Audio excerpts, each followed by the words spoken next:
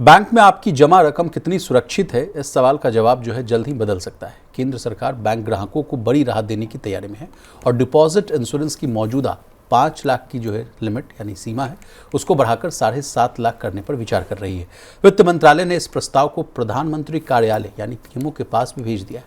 अगर इसे मंजूरी मिलती है तो किसी बैंक के डूबने या बंद होने की स्थिति में डिपॉजिटर्स को पहले से ज़्यादा सुरक्षा मिलेगी। हाल के वर्षों में कोऑपरेटिव बैंकों पर हुई कार्रवाई और डिपॉजिटर्स की बढ़ती चिंताओं के बीच ये कदम शायद जो है बैंकिंग सिस्टम में भरोसा बढ़ाने की दिशा में अहम माना जा रहा है। लेकिन प्रवीण सर, आपसे समझने की कोशिश करेंगे कि ये मुद्दा जो था काफ़ी लंबे समय से चर्चा में था और जहाँ तक आंकड़ों की बात की जाए, अब 6 साल हो गए जब से ये जो है लिमिट जो है ये रेज़ नहीं की गई।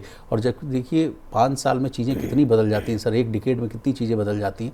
और लगातार जो इस तरह की खबरें आ रही हैं बैंकिंग सिस्टम को रिलेटेड, बैंकिंग गवर्नेंस को लेकर और कोऑपरेटिव बैंक सहकारी बैंकों को जोड़ दिए, तो आपको बेहतर पता है स्थिति। ओवर टू यू, समझाइए क्या है ये मामला। नहीं, देखिए, फाइनेंस मिनिस्ट्री ने जो प्रस्ताव सरकार के पास भेजा है, पीएमओ के पास भेजा है, उसमें 7.5 लाख रुपए की जो आपके डिपॉजिट हैं उसको गारंटी करने का या उसको सिक्योर करने का प्रस्ताव पीएमओ को दिया है। इसका मतलब ये है कि अभी जो आपका बैंक में जो जमा है, डिपॉजिट है, एफडी या किसी भी तरह का सेविंग अकाउंट में, वो सिर्फ और सिर्फ 5 लाख रुपए आपका सिक्योर्ड है, उसके ऊपर की रकम आपकी सिक्योर्ड नहीं है। अब सरकार या जो वित्त मंत्रालय का प्रस्ताव है उसके हिसाब से 7.5 लाख रुपए आपके यानी 2.5 लाख रुपए की रकम यहाँ से बढ़ने वाली है। जैसा आपने बताया कि 2020 में 1 लाख रुपए से सीधा 5 गुना बढ़ा के इसको 5 लाख रुपए किया गया था जी। 2024 के आखिर में विशाल न्यू इंडिया कोऑपरेटिव बैंक का आप देखिए कि उसमें एक क्राइसिस पैदा हुई थी, बैंक कोलैप्स हुआ, आरबीआई को उसमें दखल देना पड़ा और लोगों को पैसे निकालने से रोक दिया गया। तब से ये मसला दरअसल चला आ रहा है कि अब साहब यहाँ पे जो डिपॉजिट इंश्योरेंस है इसकी लिमिट को बढ़ाने की ज़रूरत है। तब चर्चा इस तरह की आई कि 10 लाख रुपए हो सकती है, 12 लाख रुपए हो सकती है या 15 लाख रुपए हो सकती है। सरकार की तरफ से भी इसको लेके बयान आए कि साहब ये बहुत महत्वपूर्ण मसला है, इस पर हमको कदम उठाने की ज़रूरत है। लेकिन आप समझिए कि 25 पूरा निकल गया और 26 में भी आधा साल बीतता हुआ दिखाई दे रहा है। अभी तक इस मसले पर कुछ फैसला नहीं हुआ। इस बीच में आप देखिए बैंक्स में कई तरह के फ्रॉड्स के मामले सामने आए। बैंक्स में अभी सर्वोदय बैंक एक है, कोऑपरेटिव बैंक है, उसका लाइसेंस रिजर्व बैंक ने रद्द कर दिया। उसमें कैपिटल एडिक्वेसी या बैंक अपने डिपॉजिटर्स को पैसा चुकाने की हैसियत में नहीं था जी। तो बैंक को रोक दिया गया कि आप किसी भी तरह का डिपॉजिट नहीं ले सकते, किसी भी तरह का बैंकिंग ऑपरेशन नहीं कर सकते। तो ऐसी परिस्थिति में जब बैंकों के साथ तमाम तरीके की समस्याएं यहाँ पे दिखाई दे रही हैं, डिपॉजिटर्स के मन में तमाम तरीके की आशंकाएं हैं, सरकार अब ये देर से फैसला जरूर ले रही, लेकिन अभी भी ये जो रकम है 7.5 लाख की, ये अभी भी विशाल कम जान पड़ती है। सर, आपसे कई बार हम लोग ने मनी सेंट्रल में सुना कि विशाल पूरा बैंकिंग सिस्टम जो है ट्रस्ट पे चलता है और ट्रस्ट पे जिस तरह से चोट पड़ती हुई देखी, जैसा कि आपने पुराने उदाहरण दिए, तो क्या सर ये जो 5 लाख वाला मामला 7.5 लाख किया जाएगा तो इससे कुछ ट्रस्ट जो है वो गेन होगा? नहीं, ट्रस्ट कुछ गेन होगा और इससे भी बड़ी चीज़ ये है कि डिपॉजिटर्स को थोड़ा अपनी सुरक्षा का एहसास होगा। पिछला जब मसला आया था, जब 2020 में 1 से बढ़ाकर 5 लाख किया गया, उसके बैकड्रॉप में यस बैंक या पूरे की पूरी क्राइसिस थी। 2019 में जो अनफोल्ड हुई, पूरा का पूरा यस बैंक हमको कोलैप्स होता हुआ दिखाई दिया, जब सरकार को, आरबीआई को, एसबीआई का बिल्कुल कंसोर्शियम बना के यस बैंक को बचाना पड़ा। तब जाके कस्टमर्स के या डिपॉजिटर्स को पैसे निकालने से तब भी रोक दिया गया था, मॉरेटोरियम लगाना पड़ा सरकार को। तो ये मसला ट्रस्ट के साथ साथ डिपॉजिटर्स के पैसे की सेफ्टी का भी है जी। कि आखिर अब देखिए यहाँ पे मसला इस बात का भी आ जाता है कि साहब जिस हिसाब से इन्फ्लेशन बढ़ी है, जिस हिसाब से लोगों की इनकम बढ़ी है, अगर आप पिछले 10 साल 12 साल में देखेंगे तो बड़े पैमाने पर लोगों के इनकम में बढ़ोतरी हुई है। लोगों का पैसा बैंकों में भी अब ऐसा तो है नहीं कि 50,000 या 1 लाख रुपए जमा है, लोगों की अच्छी खासी रकम जमा है। और ऐसे में अगर बैंक कोई कोलैप्स करता है, कोई क्राइसिस में गिरता है, तो क्या 5 लाख रुपए का आप जो रकम वापसी कर रहे हैं, क्या उससे काम चल जाना है? किसी का 10 लाख या 15 लाख या 20 लाख रुपए जमा है, कुछ लोगों के पूरे रिटायरमेंट की रकम जो है वो बैंकों में जमा होती है, जी। और आप अगर उसमें कहें कि साहब केवल आपका 5 लाख या 7.5 लाख रुपए ही सेफ है, तो ये चीज़ कारगर नहीं साबित होती। और इसीलिए रिजर्व बैंक के डिप्टी गवर्नर जो पहले थे, उनका एक बड़ा बयान आया था, मैं जहाँ तक याद कर पा रहा हूँ 2024 की संभवतः बात है, जहाँ उन्होंने ये कहा था कि साहब जो लो इनकम ग्रुप है, जो प्रायोरिटी जो तबका है उसको, और जो रिटायर्ड लोग हैं, उम्र दराज लोग हैं, सीनियर सिटीजन है, इनका जो पैसा बैंकों में जमा है, डिपॉजिट है, वो पूरा सेफ होना चाहिए। मान लीजिए किसी का 1 करोड़ रुपए जमा है, अगर कोई रिटायर्ड आदमी है, उसकी वो रकम पूरी होनी चाहिए सिक्योर्ड। या कोई रिक्शे वाला है, रेहड़ी वाला है, कोई गरीब मजदूर है, उसका मान लीजिए किसी बैंक पर 10 लाख रुपए जमा है, तो आप उसको ये नहीं कह सकते कि साहब डिपॉजिट गारंटी तो हमारी सिर्फ 5 लाख या 7.5 लाख रुपए की, आपका 2.5 लाख रुपए तो गया।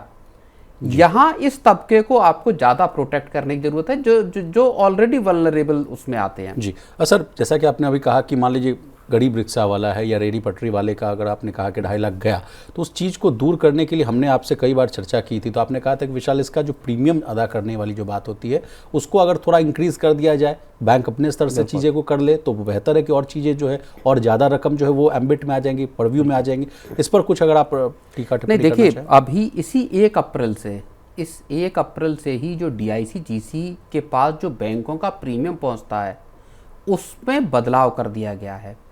और अब जो है वो बैंकों को रिस्क बेस्ड जो है वो प्रीमियम चुकाने के लिए कह दिया गया है। यानी जो बैंक जितना कम रिस्क में है, उसका जो DICGC के पास जो प्रीमियम जा रहा है, या आपका जो डिपॉजिट सिक्योर करने के लिए जो प्रीमियम जाता है, जिसका पैसा किसी डिपॉजिटर से नहीं लिया जाता, बैंक अपने पास से देता है, वो रकम वेरी होने लगी है। अब अगर सबसे अच्छा सिक्योरिटी वाला बैंक है, तो उसको 8 पैसे प्रति 100 रुपए के डिपॉजिट पर देना है, और ये रकम बैंकों के जो सबसे ज़्यादा रिस्क वाले बैंक है, वहाँ बढ़कर हो जाती है 12 पैसे प्रति 100 रुपए। लेकिन अगर कोई बैंक, सपोज ज़्यादा रिस्कियर बैंक है, वहाँ किसी का अगर 1 करोड़ रुपए का डिपॉजिट है, तो ये प्रीमियम 12,000 रुपये पे पहुँच जाता है। ओके।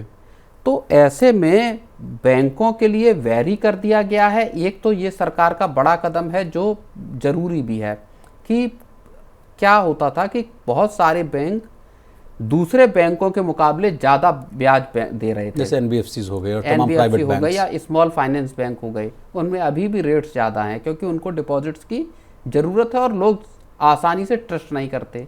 जब ट्रस्ट नहीं करते, तो दूसरा तरीका ये बचता है कि लालच दिया जाए, लालच ज़्यादा इंटरेस्ट रेट का।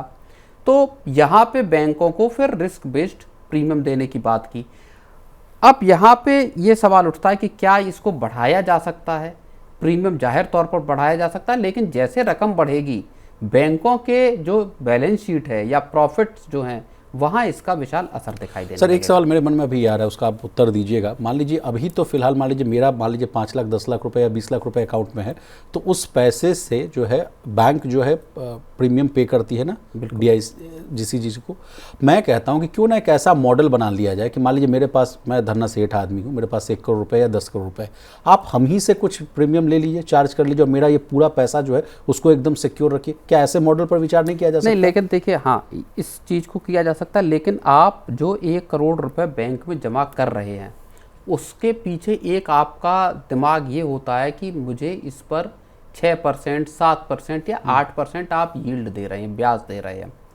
अगर आप उसी पैसे में से आप काटने लगेंगे, तो लोग फिर दूसरे तरीके ढूंढने लगेंगे कि बैंक में पैसा आकर रखा क्यों जाए। फिर या ओवर फाइनेंशियलाइजेशन होगा, चाहे शेयर बाजार में लगाएंगे, गोल्ड ETF में लगाएंगे। अब लोगों की मजबूरी तो है बैंकों में पैसा रखना, क्योंकि आपको डे टू डे ऑपरेशंस के लिए, अपने कामकाज के लिए, घरेलू खर्चों के लिए, ऐसा तो है नहीं कि आप शेयर बाजार से रोज स्टॉक बेचेंगे या म्यूचुअल फंड से रोज यूनिट बेचेंगे, तब उठाकर आप किसी को पे करेंगे आपको डे टू डे के जो खर्चे हैं।